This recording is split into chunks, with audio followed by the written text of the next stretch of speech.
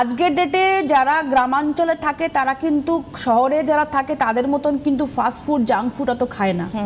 তারা পর্যাপ্ত পরিমাণে জলও খায়, তারা একটা এক্সারসাইজও করে নিজেদের ঘরের সংসারের কাজকর্মের মাধ্যমে, তারা শরীরের মধ্যে ভিটামিন ডিও লাগায়, সব কিছুই করে, কিন্তু তাদের আভ্যন্তরীণ থেকেও তাদের বাহ্যিক টেক কেয়ারটা ঠিক মতন হয় না।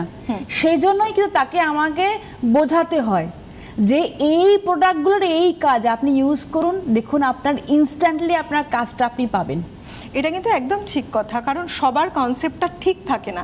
অনেকের আবার কিছু ভুল ধারণাও থাকে যে এটা ইউজ কেন করব আমি, এটা করলে আমার স্কিনটা আদৌ ভালো থাকবে তো, যদি আরো খারাপ হয়ে যায়, এরকম নানা রকম প্রশ্ন থাকে। সেটাও একটা কারণে দেখো, আজকে যেহেতু জেনারেল টপিক রেখেছি, আজকে একটু আলোচনাই করব, সেটাও কিন্তু তোমার কথার বেসিসে আমি বলি। একটি মেয়ে এসেছিল আমাকে ওয়ার্কশপের, জায়গাটা আমার ঠিক মনে নেই, বেশ কিছু বছর আগে। স্ক্রাবেতে তার অ্যালার্জি, যেই স্ক্রাবের কথাই বলছি সেই ইনগ্রেডিয়েন্টস দেখে বলছে না আমি ইউজ করব না। কারণটা কি? কারণটা হচ্ছে এই না, স্ক্রাব ইউজ করলে তার স্কিন জ্বালা করে ফুলে যায়।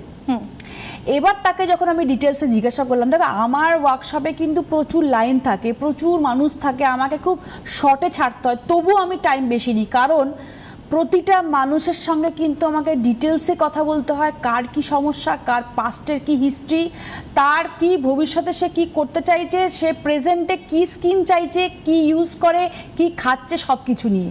এবার সময় তো একটু লাগেই, তার আমি কথা মতন জানতে পারি সে স্ক্রাবটা কেউ তাকে সাজেস্ট করেছে 7 দিনের মধ্যে 6 দিন স্ক্রাব করতে হবে।